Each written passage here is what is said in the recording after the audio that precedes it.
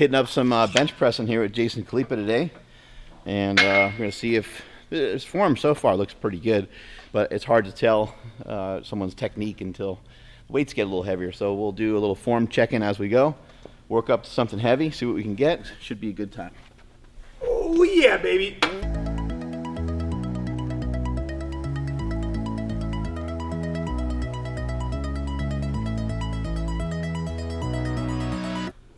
When I was competing in CrossFit for a really long time, the bench was just not a very common movement to like win an event with. Right. So you didn't work it that much. And my bench compared to my peers was already good enough to keep me in the whatever, that I never trained the technique. Where I trained back squat technique, I trained my deadlift technique way more than I ever trained my bench technique. Right. Probably pretty true with your strength in general. Like your strength was, you didn't lack strength in CrossFit. Yeah, I didn't lack strength. I had to spend a lot of time on, like, so Maybe if it was just pure strength, yeah. So if it was more dynamic strength, there's people that were able to create more hit power or whatever. But when it was more static strength, more like powerlifting style, not static, but powerlifting style training, it wasn't as, I didn't spend as much time on that, specifically on bench. I would do a lot more pressing because it carried over to other exercises like handstand push-ups and whatever, but I didn't bench much. So now I suck at it. What are we getting ourselves into today? Well, I think we should just try and see if you could work with me on my bench technique. All right, I love it. Let's do it. Let's go over here. And I'm going to ask you questions like that I actually am really curious about too. So I know that, you know, when I've worked with you before or like seen videos, I know I'm trying to take my shoulders towards my hips, but it's one thing to talk about, it's another thing to actually do it. Like, so it's here, right? Yep.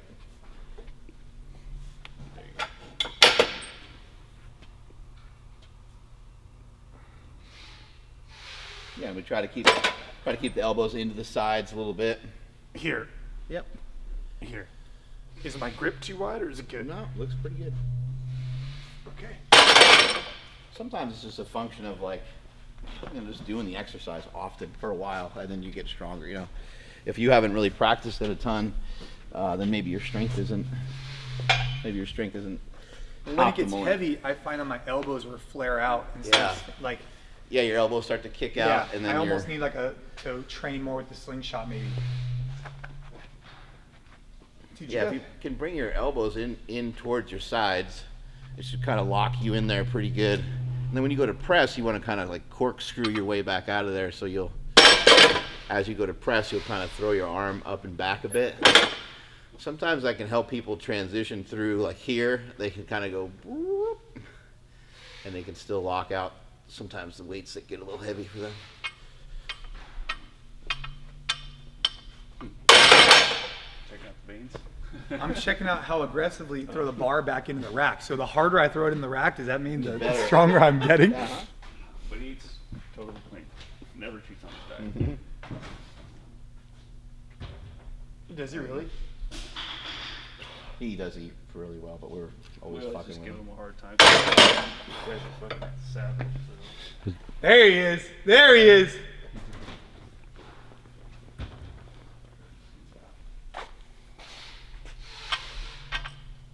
So why don't you, not that I care, but I think this is a curious question that I have. Why don't you lock those out? I mean, it looks really cool. Yeah, just warming up. No, I already did. Just warming up, so just kind of moving around. As the weight gets heavier, I'll lock them out.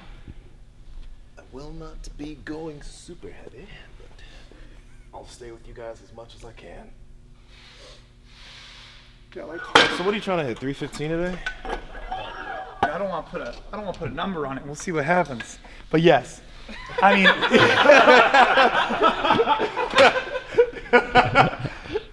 All that stupid math kicked up.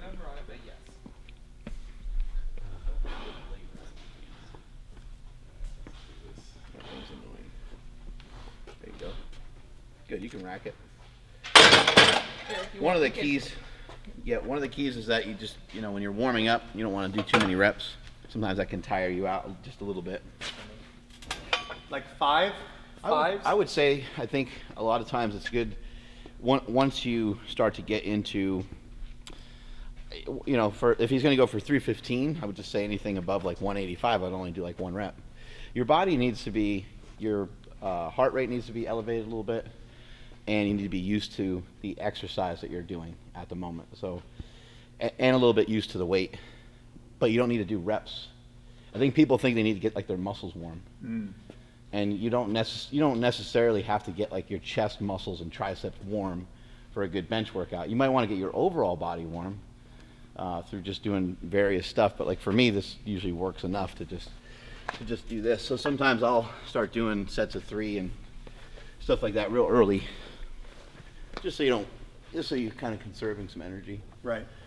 Sometimes people do like a set of 10, with like 225 and their goal is 315 for the day. That might make it tough.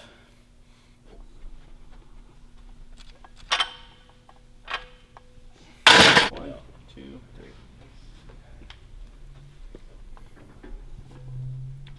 That's it? Yeah, it's good. Fucking made it. So you start doing lift-offs, like, at what point, normally? If you're really, like... Yeah, I think it's just, if you can give someone a lift off, you may as well, just because it just... To get them used to it? That part too, but it just makes the lift easier, so... It's like, A little less risk of injury. Up. Yeah. Look at that. Yeah, I like this bench unit. Yeah, it's a nice because bench. It has the step on it. That's nice. Yeah.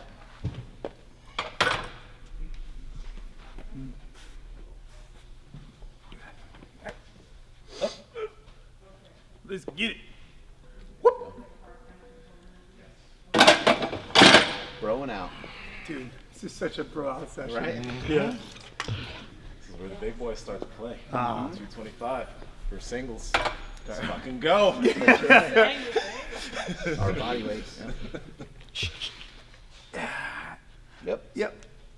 Let's go. Nice. Okay. I don't know. So where do we have the mat? Oh boy. Let's go. 1, 2, 3. Up. Come on. Smooth. There you go. Nice. So, should I pay attention? So as it starts getting heavier, what I feel like my body does is I flatten out more and my elbows come out. Is that just like, hey man, it fucking is what it is, just gotta train more? You're tending to accelerate as the weight goes closer to your body, which a lot of people will do, and then they'll get almost like a little bit of a bounce. Yeah. And then you miss out on a little piece of the exercise. So picture if you had somebody and you're training them for like deadlift and they're using bumper plates and they're really bouncing the weight off the ground really severely. Yeah. You would say, hey, especially if they had a trouble at the start, you would say, I think it'd be better if you slowed that part down. Not that you can't bounce it at all, but a little bit more control will help build up a lot more strength. So in training, for training purposes, it's really wise to either pause or just slow down a lot, which sucks because then it makes you use less weight, but you'll gain a lot more strength through that process. So do you normally bench like where you kind of drop it and check it, or do you... Right. What you're saying, Yeah. I really appreciate, and it makes total sense, right? Because of course, in like like if I could bounce off the deadlift, I mean, you know, Yeah. you're Well, you're just doing doing it- time deadlift, and you got to do 20 of them. yeah, whatever. I mean, as long as you're not like blatantly, but you're right. Like if you really like tempo it down, barely touch, come up, not even tempo, just control it more. Yeah, you're probably gonna get better strength gains. And I think for me, if the goal is to develop, I'm probably missing out on from like here to here. Like I'm missing out on some range because Yeah. I'm letting it just kind of boom, boom. It's not getting trained as much. So if Yeah. you just did something so simple for like 3 weeks, if you did 5 sets of 5 with a weight that challenged that area and just progressively went a little heavier, you'd probably gain enough strength to bench 315 really easy. Huh. I mean, in a month. In a month. I mean, just the way your body responds to shit too, you know? Oh. Yeah, like You want your body to be able to like reverse it, itself. You want to have the... But it does make it hard to... it makes it hard to use. Sometimes I got to reduce the weight by a lot, and it's frustrating. 1, 2, 3 up. There you go. yeah, dude. I see a big difference in what you're doing and what I'm doing. I get what you're saying, Mark. I get what you're saying. Come on. Let's get it. 1, 2, 3. Up. There you go. Good. Good. I've had 3 plates in 2 years. Yeah, it's been a while, right? Here we go. Up. Here we go. Good. out of here. Being so dramatic. At that point. Whoa, let me. Keep that form locked in. Here we go. 1, 2, 3. Up. Oh, yeah. Smooth. Oh, that feels so good. That feels so good to do that. Woo! It's been so long. Thank you. All right. Let's go. Come on. Try to make this look like marks. That's right. Come on, Jason. Here we go. Let's go. Push with them 1, legs. 2, 3. Up. Up! Towards me. Push it towards me. God, son of a bitch! Damn it! No! Good effort. I was pushing the wrong way, huh? A little bit. A little bit. Oh! Dude, probably like 2 weeks or 3 weeks. If you change some shit, you'll hit it. Like, God, we all know you're gonna hit it. It's Like right there, huh? Yeah. Ah. Yeah, a little practice with some pauses, I think, would help a ton. I think it's that. Yeah. Using like, You think that's what it is, though? Right yeah, I here? would use like, I would start like week 1, use like 250 pounds, something like that, and then maybe go to like 265. With pauses down here. Mm-hmm. I think that's. A couple sets of 5 reps, you know, get 4 or 5 sets in. And then, you know, the next week add 10 pounds, drop the weight, or drop a rep rather. Yeah. And just do that for like a month. You know what I'm talking about? You see, it's like right here, right? And then just. But it's like all the tension. You come here and then it's like you disengage here to try to move. So that's the problem. Yeah, because if you were to keep all this and train with that, then once you get here, even if you did that same thing, because you built the strength to maintain this with lighter weight, you could still do that and you'd manage 315. But right now you're losing it at that last moment. And it's hard for you to push off there and re-engage your Why don't we do a lats. set? Why Yeah, don't we do so I get what you're saying. So what you're saying is, because this is really important, because I imagine this happening for other people too. I'm coming down, and then I'm thinking, let me like shotgun this, right? So I'm going ding, ding, right? But what you're saying is I'm missing the tension in my lat and engagement because at the bottom I'm like getting loose. Absolutely. It's similar to any sport. You need to be able to practice. So you need to use weights that allow you to actually practice and actually think about what you're doing, rather than just surviving and not dying. You know, same thing. If you guys started doing jujitsu shit on me, I'd be completely lost. And for me to learn, you'd have to slow it down. You'd have to say, you know, okay, well, you need to work on this drill, Mark, because you suck from this position. Yeah. You'd have to really slow it down a lot. I'd have to do it 7,500 million times, and then it would start to get ingrained into my head more. But what I think is important about like this learning lesson right now, and I'm not blowing, I'm being completely serious. Like you would think it's like, hey, the problem is from here to here. Maybe get some bench boards, which you could do, right? Absolutely, yeah. But what you guys are saying is, what you're seeing is, it's actually the fact that I'm just trying to create momentum. By trying to create momentum, I'm almost losing momentum or tension. Because you're not training that, yeah. You're not training from that position. You want to train. You want to train. As it gets heavy, though, You're missing training from the deepest position, which is the most important position because it's the weakest position. You have the least mechanical advantage with both your arms pinned back behind like the midline of your body, and that's what we need to train the most. You're skipping out on that by going. Whoop. So let's just say in training you were doing what we're talking about. Yes. Right? Then when you actually get to trying to set like a heavy load, do you do what I'm talking about? You can occasionally do that, and if you're going to compete, you do what the rules allow. Kind of what you said with dinking the deadlifts off the ground, bouncing the deadlifts off the ground. If you are still in your CrossFit mode of competing in the games and stuff like that, and I was to work with you, or Nsima was to work with you on deadlifts, we'd say, Jason, we understand that you're going to do whatever you got to do when you compete, but let's train this way. It's safer. You're going to be way stronger. Like rather than you pulling 550 or whatever it is, you'll be pulling 600, 625. And when a workout asks for you to deadlift 405, you'll be crushing everybody. It will be ridiculous. You'll move faster by moving slower, which is just so weird, counterintuitive a lot of times. Yeah. Move this around a couple times, see what happens. Let's see what happens. Up. Nice. Up. There we go. Nice cracking in the elbows there. That was strong. Let's just do a set of 3. Bring the weight down under control. You don't really need to pause, Yeah. but a half second or so on the chest wouldn't hurt. Okay. Do you want to lift off? Sure. Okay. 1, 2. There you go.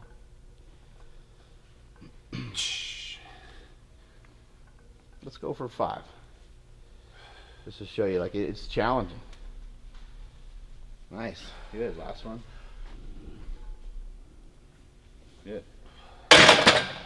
So, And each time you do that, you'll be able to think about your set a little bit. Like you'll say, am I bouncing them off my chest, or am I? Because sometimes people will still do mini bounces when they pause the weight. But the main thing is you'll be able to feel and get the right groove of the lift over and over again, and you'll be giving yourself positive feedback time and time again. yeah. I mean, you said it really well too. Like, is that you want to put yourself in the position of most, like the poorest position, right? Is like, it'd be like the equivalent in a muscle up. A lot of times when people do muscle ups, they never work the bottom of the dip because it kind of sucks. So most people, when they do dips, they get to like right here. But when you receive your muscle up for the first time, you're not going to receive it here. You're going to receive it here. And so you have to have the prerequisite strength to kind of get out of it. Similar concept. Yeah. Exactly. What do you want? I'll do one more set. Really nice comparison for like the CrossFit audience is what we're talking about right now. Up. Good. Yeah, but look how like, dude, your fucking whole body is off the bench. Right. Like, but that's not the way I'm doing it. What do you mean? Like, he's really digging in with his feet. Yeah, it's a lot of leg I'm drive. pushing myself this way a lot. Do Yeah, we can show you that using more. leg drive? I don't think I'm using any leg drive. Oh, that's gonna. Ooh, boy. It's gonna I'm, help a lot. so why Leg drive. why a bench? Why a belt for bench? I just think bench pressing requires your full body, and whenever we do stuff for your full body, whether it be a deadlift or a squat, I think it's a good idea to throw on a belt. It's not always necessary. I think sometimes it's a good idea to build that strength without it. But in this case, we're not really trying to strengthen the back or target the back. The back just ends up being in a static position that I think it can oftentimes be uncomfortable, can potentially lead to injury. But here we're using it more so just to help create tightness. Okay. You've got some tightness around the midsection and torso. And then also it should teach you that your back needs to be off the bench quite a bit. So take your pull your upper body up towards the bar a little bit, like in this direction. Yep. And now tuck your shoulders in like your back pocket if you can. There we go. Yep, like that. Yeah. I would widen the legs out just a bit. There we go. Yep, and that should be pretty good. What you're trying to do, it's kind of uncomfortable. What you're trying to do is you're trying to shove your foot into the front of your shoe. So there should Shove be. my foot. Why am I cramping? It's almost like a leg extension. That's what you're trying to do. Here. Mm-hmm. Here. Yep, and you want to try to shove your heel towards the ground, but your heels don't necessarily have to be on the ground. But I just like for people to do that because then it keeps this part of their body up. We're trying to keep all this up. If any of this stuff comes down, then you end up pushing with the shoulders a lot instead of being able to sit back into using just more muscle, basically. Okay, so I'm driving into the ground. Okay. You should be pushing with your legs towards encima kind of the whole time. Yeah. Ready? Yeah. 1, 2, 3. Up. So I'm pushing. Yep. There you go, nice. A little slower.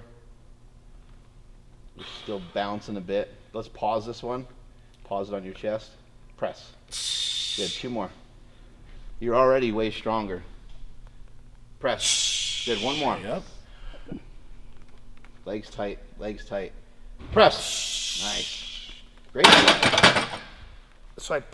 You got stronger on that set than you were on the last set. Like that, I mean, that looked like, to me, that looked like you could do this for 8 or 9 reps. So pushing, yeah. That same technique. Yeah. Yeah, it's a constant like leg extension. When I started benching, like, So when you say leg extension, I'm pulling in or pushing? Because I was trying to, leg extension. Sorry, not hamstring curl. yep, yeah, you're pushing away from, you're pushing towards him basically, towards the rack. When I started benching, bigger and bigger weights, just there had to be more and more concentration on that. In particular, was to keep the legs tight the whole time. As the weights got heavier, my whole body kind of felt like crushed, and my body would want to kind of go like this. And so I'd have to figure out, like, okay, how do I just stay this way? Right. And that's when I started really trying to screw my feet into the ground a little bit more and push my toes into the front of my shoes. Like I would intentionally wear a shoe that's like a size bigger, so there was room for me to push my foot into the front of my shoe.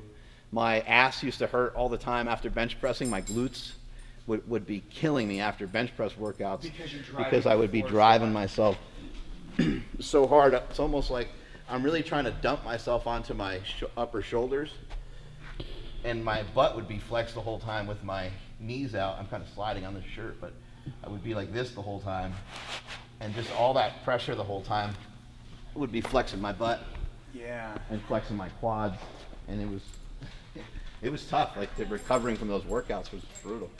I'll see if I can get into the same position.